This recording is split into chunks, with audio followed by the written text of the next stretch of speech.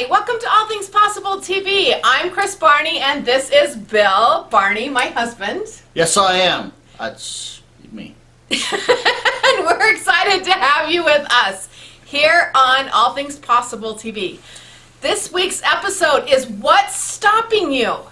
We have had some big resistance and some things happening recently in our lives, and we want to share with you. Of course, raw and real, we love to be able to share with you things we are learning and experiencing, and hopefully helping you to not have to go through it yourself and learn on your own.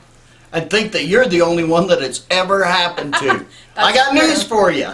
It happens to all of us, right? So yeah, it's the old thing of, when the going gets tough, what do the tough do? Well, there's a few different options, and depending on what's going on in your life. So that's kind of what we want to share with you, at least what we found that works for us. And we believe it'll work for you too. So yeah, we don't want you to be stopped. And before we get right into the meat of this, we want to invite you to go to our website. We have the 7 Traits video series that is our free gift to you. We want you to join our community. The 7 Traits can really move your life forward faster and give you the opportunity to change some things up and see things from a different perspective. So jump on the website, it's a clickable link, and you can go and join us. right here. And yeah, there we go. Mr. What's his name? Caption Guy. Caption Guy. If you have not watched our shows before, Bill has a friend named Caption Guy that has helped He us does my on our captions videos. for me. Sometimes he doesn't do what I want, but he does do them. So it's Caption Guy. Yeah, you'd think he had a mind similar to yours, but Well, great minds think alike. or not. And so do others. Join us. We have a great time, and we'd love to have you in our community. So, just some of the questions. What is stopping you? What are you feeling when you get up against that resistance or that fear? All these different things. There's a lot to it, and we've gotten to face some of that. Bill, why don't you talk about some of those things that... Well, first off, let's talk about some of the scenarios of stopping you. It might be for us recently, and we're going to get into that more. I've had this new Healer's Journey mentoring program come out. Wow, talk about resistance to that. You've been working on? Writing a book. Okay. Not everybody writes a book or does a mentoring program or something like that. But we have different things. Could it be stopping you from getting the next job, from training in something? Could it be stopping you from healing your relationship? Or possibly releasing some weight. Yes. Getting to a new goal and accomplishing the things that you want. Maybe it's an advancement at work or a position that you've been wanting for a long time. Or mowing the lawn. Obviously, It happens. right? It happens. Not at our house. Like, once every 3 weeks is enough, right? That's right, whether it needs it or not. All our lawnmowers moved out, so. Our lawnmowers moved out and they happened to be behind with a little push contraption. I thought it happened automatically. No. Father's Day, we got propelled wheels on our lawnmower. Yes, and now we've been working on what it takes to propel the operator of the lawnmower. So that's what this is about today. So. No, seriously, today is about seeing those things that we're finding something is stopping us. There's something that's making that difficult. So the first thing I want to go into and talk about is resistance. We're going to form some kind of resistance. There's a resistance, otherwise this title wouldn't even appeal to you of what's stopping you. Something's stopping you, there's some kind of resistance. And what we want to know, is it coming from inside or from outside influences? And the first thing I want to address is for those times that it's coming from outside influences. Because if they're coming from inside or outside, you want different solutions. It's not one-size-fits-all solutions. There's not one-size-fits-all on this? No, there's not. And I don't know if the lawn is very important, but if you are wanting to heal a relationship or get an advancement at work or whatever other project, something that's going to improve and make this world a better place, make you a better person, there is going to be resistance. Now, if you don't believe that there are forces of good in this world and that there are forces of evil, thanks. I'm glad you tuned in. There's probably nothing more for you here today. Still love you, but I don't have anything to give you based on what we have today. But and I say it facetiously. Please stay.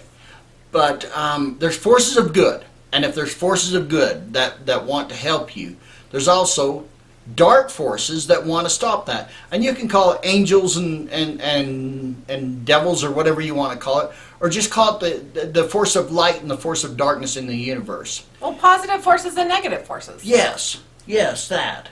Okay, but there are forces, and they are active living forces. When you are, somehow they can tell when you're doing something good that is going to make you better. And make your family better, or your situation, or you're going to bless the lives of other people. Believe me, those forces, those negative forces, are going to work against you. And that's when my solution for that is, you do what you can. If you have a higher power, if you have a source, where do you seek for that inner strength? You go there. You go there and you get that inner strength, but don't wait for it. You just go there and say, hey, I'm running. Come with me, please help me. And you put your head down and you push and you push and you just push through it. This is one of those things where you act like the old bull in the china closet. Just stick your head down and go for it. Because these forces, that's what they want you to do, is sit down and stop. And you can't reason with them. You can't wait them out. That's what they want you to do, right? Because you're stopped when you're waiting. And you just need to push through it. And we just had that recently, exactly. We did. Well, and every time that there's something good that happens in your life, every time that there's a good thing that happens, there's a price to be paid. And every time there's a bad thing, there's a price to be paid too. But when we have those good things that we're trying to accomplish and we're trying to move forward, there seems to be extra resistance and extra things to have to push through. And that's, I've always felt like it's a price that has to be paid to have the good come. So recently, Bill told you that he just had his new program kick out. So it's the Healer's Journey course in energy medicine, and it's about helping healers move to that next level. And it's a group program. Group training, program. I'm helping people that either want to move to the next level or just get started. But imagine, I mean, let's take a minute. Look at that, what we talked about this concept. Imagine what's happened. We're not just talking about me working with one person to help that person's life be better. It's the old concept of giving a person a fish, or feeding them fish, or teaching them to fish. And then they go out and teach others. This is big. This is going to make an impact on this planet. There are forces who really want this to happen, and there's others who don't. Right, and there's room for 10 people in this program, so one healer to one person versus now 11, but you and the 10 others, and they make a difference, and they go out there. So there's massive good to come from this. And so we have the internet, we're getting all ready to go, and the kickoff is a webinar. And about a week before the webinar starts, we start having really slow internet. Now let me preface this. We're with the same internet company that we've been with for 3 or 4 years. Absolutely. We've never had a problem. We're supposed to have 10, is it gigabytes, 10 Gs? 10 wahoojits. Yeah, 10 whatever it is. Yeah. So we would have quick internet. We'd be able to upload and download and be able to run this webinar without having any problems with dropping people off of the webinar or us not feeding through fast enough. It's no fun to do a webinar once it quits in the middle, and people can get very discouraged. So it was very, very important and critical to us to make sure that process went smoothly. Well, for a solid week, we had all kinds of internet issues, and it wasn't just that. I was doing another certification on a PTSD project that I had to do 20 hours of online training, and that got to be a bit of a challenge to keep my attitude up. Well, not just attitude, but the actual internet. We had to hook your laptop into the Ethernet in by right below where the dish is. For it to work sometimes. Just for it to work a little bit. And we had the internet company out a few different times, and they was like, oh, we can't get anything till later in the week. Well, and we reported it. It was supposed to be fixed within 48 hours, which was well in time to be able to do both this program, the certification, and everything. And yet we kept having issues. They hadn't even looked at it 48 hours later. And it just was, without being in our own possible way to change something, everything was happening. And emails weren't being sent. We actually got on the phone with them, we did all the things they said, and 3 hours later we lost complete internet for 24 hours. And so I want to be something clear, and I don't want to make it a short story too, so this is a short video. it's not the internet company. In the end, I was getting somewhat frustrated with the company itself, but I came to realize with all the things that was going on that this was those outside forces that I've been talking to you about. And the day of, they hadn't got it fixed yet, and they had been trying. So I called some good friends, says, hey, can I come and camp out at your house tonight, use your internet so I can broadcast this webinar? And within a couple of hours, our internet was working wonderful. Yeah, just he like went down to the webinar from their house, and I'm here watching the webinar with great signal. Yeah, we could have done the webinar with the signal that was there, but I really am almost short. But 10 minutes before the webinar, before you left, we couldn't. Yeah. We couldn't even open Facebook. So we never know what that is. But he pushed through, kept this great attitude, and kept going. Now let me tell you another story. I've been writing a book, and I've been doing this for a while, and it hasn't been on the forefront. This year it was on the forefront. We started out with a book writing weekend in, February? Did a little writing retreat, yes. Did a writing retreat. We had some great things going. And then I got listening to outside sources. Well, she went and listened to some very influential people who had written books, and it was a group of people getting together to give each other ideas. Well, and it was more than one group, but this particular group, even the information that I got was accurate and spot on. I needed to shift some things and do some things differently around my book, and even shift the title. And so with all of this, rather than push through and keep going, I totally shut down. I stopped writing. I quit doing things. I just got too busy. All of a sudden I didn't have time to write. Wasn't that I didn't want to write, it's just that it just never was happening. And yet when I stopped and looked at it, I wasn't trusting myself. I'd let all these outside sources and all these things come into play to where I stopped. And I allowed the resistance, the fear, whatever you want to call it, stop me from continuing on where I wanted to be. Well, and you went into self-doubt there a little bit. You started wondering, right. Should I listen to these experts? And how much do I take? And what's their good opinion and what's me trusting my heart? And it just, that doubt stopped you dead in your tracks. Well, and even it was like, oh, we'll come up with this different title. I'd come up with one that I felt good with, and then I'd have, 10 people go, oh, I don't know if that's what I would do. And I just found other things to take the priority. And I had lots of mentoring to do, lots of speaking, lots of different things going on, so it was easy to let it take a back burner. Not that I felt like I was quitting or that I wasn't doing it, but it was totally taking a back burner. And I got to look at it and go, okay, what is it? Am I into self-doubt? Am I into fear? Am I giving up? Or can I find the excitement? Can I find what will help me to push through this resistance and this challenge and continue? So we kind of want to talk about a couple of things that when you get to that point where you feel like that resistance is winning, what can you do? So, and this isn't really the subject of our thing today, but you've heard the saying that character and integrity is in sticking through with finishing a project long after the excitement in which you made the commitment is gone. So it's easy to say, man, I'm going to do this, and then you get into all the work and it's easy. That's where you really see what your true mettle is. Are you going to stick through? And that's where we could be at this point when we feel like, what's stopping me? And so I've had a couple experiences, and part of it is the key, I believe, is to seeing the long view, to seeing the end goal, and find a special way. So I'm going to ask you, you're watching a movie that we created, I'm going to ask you to put the little people inside your head to work and have them make a movie for you. And what kind of an accent was that? I don't know. I've quit actually naming your accents and the people in your head. There's so many. But 6-7 years ago now, I decided I was going to run a marathon.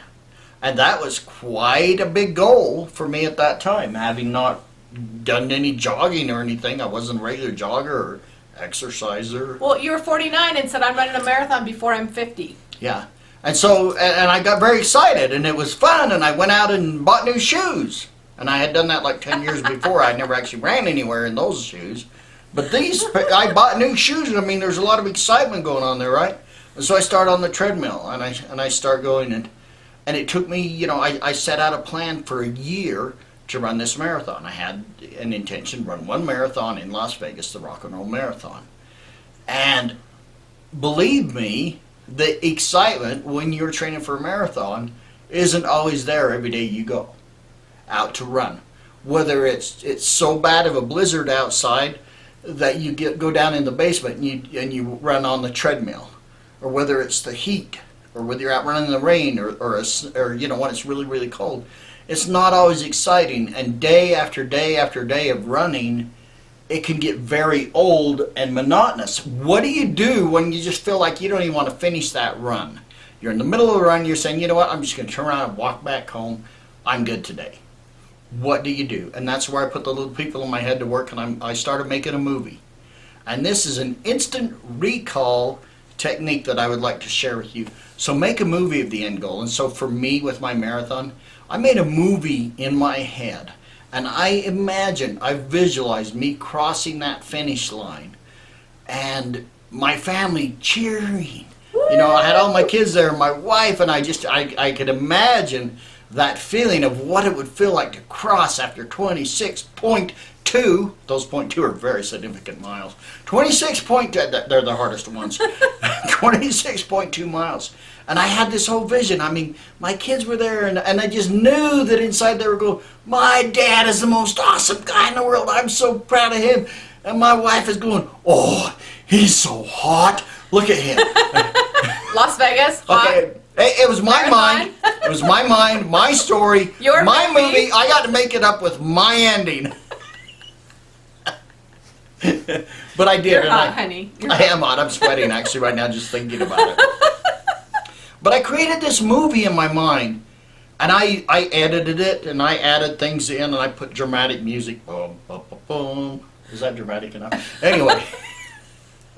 But I had this whole thing in my head, and those days when I got to where I just didn't feel like I could keep going, I would reach down deep and I would pull that movie up and I would play it, and I'd crank the reel, you know, I'd have the little guys in my head going, doing their little jobs, and I would play that movie, and that's what would get me through. So take a long view. What is it?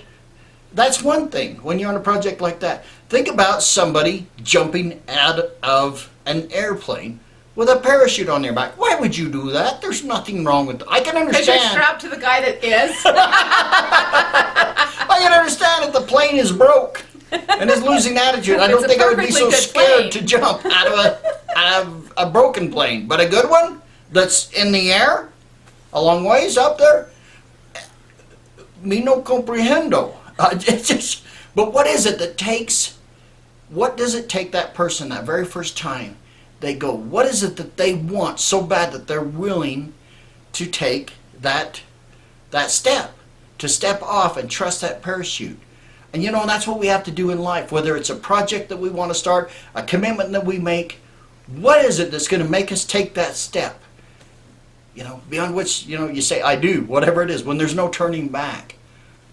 And it's got to be the dream, the goal of, I want something worse than what I'm afraid of. I want that feeling. I want that knowledge that I can do this. And I want that more than I'm afraid of jumping out of a plane. And you find that. Find the end. Take the long view. Sometimes it isn't, you know, it's good when you're really struggling. All I got to do is take one more step and then one more step. But sometimes it's easier to take the long view and look way out there in the distance and say, that's where I'm going. And you quit counting the steps and you go towards that. Well, it's like with the book. So in writing my book, what I've really had to come back to is, rather than be shut down and stopped and not letting it take a priority, not making time for it, is to trust myself and to see that the whole reason I was writing the book in the first place is to change lives, to assist others to take their life to a new level, to accomplish the things they want to accomplish, and to use that knowledge that I have gained way over 30 years, but over this lifetime. Besides the education and all the other pieces that I have to put into this, that I have to trust that, and I have to see the good that it's going to do by having it done. Yep. Yep. There also has to be excitement. There has to be a reason Yes. and a time frame. So it's, hey, I've missed a deadline. It's time for a new one. It's time to set a new time frame, a new goal of a date that when it's completed, when it's off to the, the first manuscript's done, right? So you have to have that excitement. You need to build that. You need to have imagine the ending and what it's going to be and push through. Absolutely. And imagine how that's going to affect people's lives. What this information in your book is going to do for people that read it. And that, when you start realizing that, it becomes more than just about how many words are in your title or the words of the title. The title is important, but when you look at, is this going to change this person's life? Are they going to be a better person by the concepts that I deliver in this book? Then that's the reason you're writing the book. Right. And you do get to trust yourself and find what it is that you need to have the incentive to complete. Whether that's the excitement, the long view, the trusting yourself, you need to put those pieces in place. And one of the things that we've taught before is being comfortable in being uncomfortable. We make the biggest changes when we're willing to step outside that comfort zone and push through, even if it's uncomfortable. There can be fear, there can be resistance, and it is good to push outside of that box. Yes, absolutely. And it's a combination. It just, for every person, the components are going to be larger or smaller. Like you divide that up into a pie. You may need more of just trusting yourself. You may need more to make a movie, that visualization of the end product. Whatever that is. And you may just need to push through and do the battle until you have paid the price. Just strap yourself to that parachute, man, and jump. Jump. Hey, thanks for being with us today. I hope that you've gotten pieces of information, ways that can help you. It's been things that have been able to help us. And when those times have come to push through, we told hero stories on Bill twice and kind of a failure story on me. But what I want you to know is that no matter how you do this, it's completing the task and continuing on having that success. Yes, I have not jumped out of an airplane. Me neither. And you haven't failed. But sometimes it feels like I jumped out of a plane when I married you. No, we have a great time. We have a great time in business as well as being married. I know that if you've stayed this long on the video, you know we have a great time. We have a lot of fun together, and we love to see lives change. We love to make that difference and to have that impact and to assist those to be their best self. We are on the journey to be our best self, and we love having you with us here at All Things Possible in our community. We sure do. And I guess that's going to be a wrap because Bill doesn't have anything else to say. I done did send all I had for today. Thanks for being here. Empty. We'll see you next time on All Things Possible TV. Bye-bye.